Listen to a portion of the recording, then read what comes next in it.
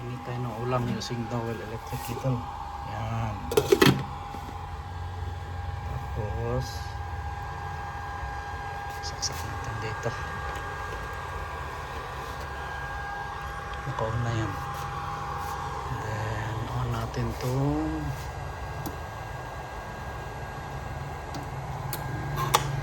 inverter.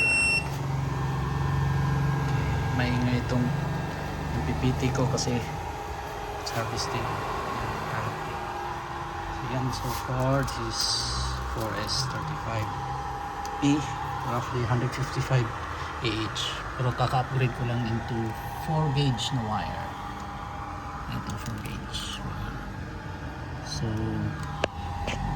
direct na yun sa BMS na 2 gauge wire. So this is 600 watts yung low, then hopefully ito yung current load niya, 17 watts for the Wi-Fi router, the cameras, and ilaw. So let's turn on.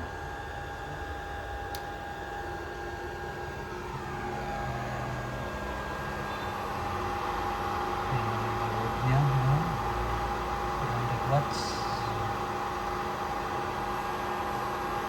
Oh, nice. So hindi pala abot na 600 watts, 400 watts plus lang pala. Then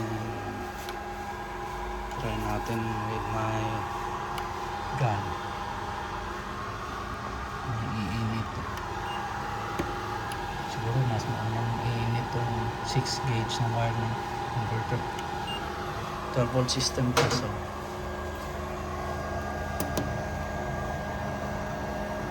ayan, 37 load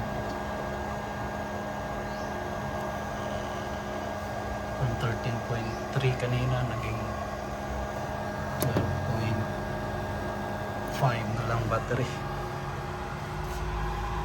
according sa inverter.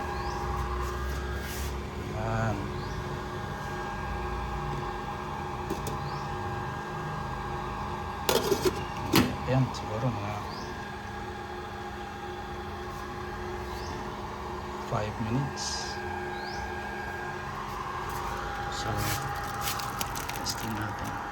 Dito ko lang na-attach yung hindi pa naman mainit. Then wrong, init na.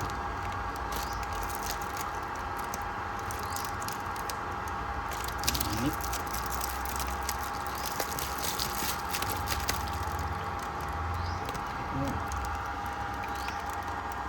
Reflect kaya dito sa ano kasi hindi nga naman reflect yan. Hindi mo kayang basahin kasi nagre-reflect tong dito.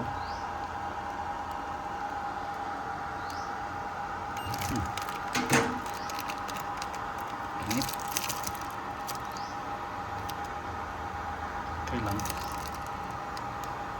Okay lang. Warm. Yung mainit. Pasok ko dun halos wire is okay. Warm. Itong galing sa PPT. Pero ito na part mainit masyado.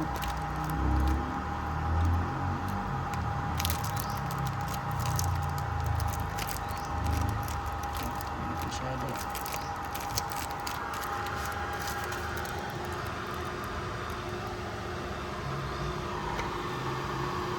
Ito warm, definitely warm. Ito na yun, more than warm na yun, mainit na.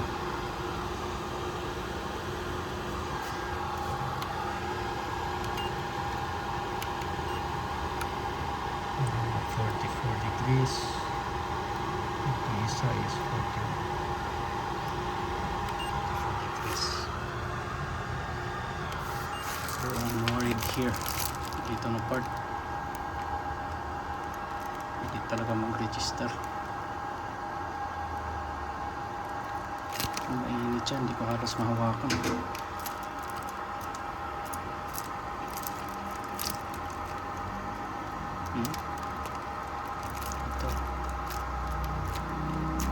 ay, mainit talaga.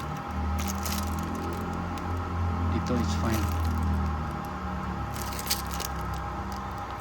fine. So ito na part.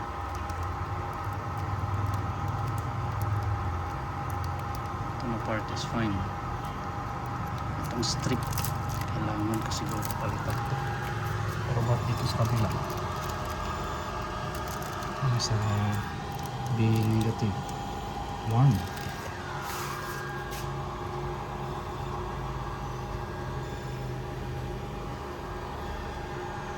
Okay, still 100 watts and it's boiling. Oh, stupid. Okay, so I think that's good. Reklamo no? 2.4 na lang daw. Pero it's good na, boiled na eh. So yeah, ito na lang. So, hanapan ko parang paano to. Ang init yun. Halos 1 second, di abot na 1 second. Tatanggalin mo na, mainit. It's fine. The wires are fine. Then I'm sure dito naman na part. I'm sure mainit din yung dito. Mainit. Yung sa top strip part. Ito still boiling. So, ano kaya? 50 degrees. 52.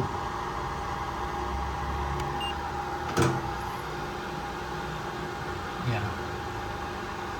Nahawakan ko pa. Kaya pa hawakan. Ito wala. Itong 6 gauge wire na kasama sa inverter ng Mad Solar. 1 kilowatt lang yan. So, patayin ko na to. Thank you so much. Mahaba-haba pala. Tama nga, mga 5 minutes nga nag-boil. Alright. So, successful so far. Thank you so much.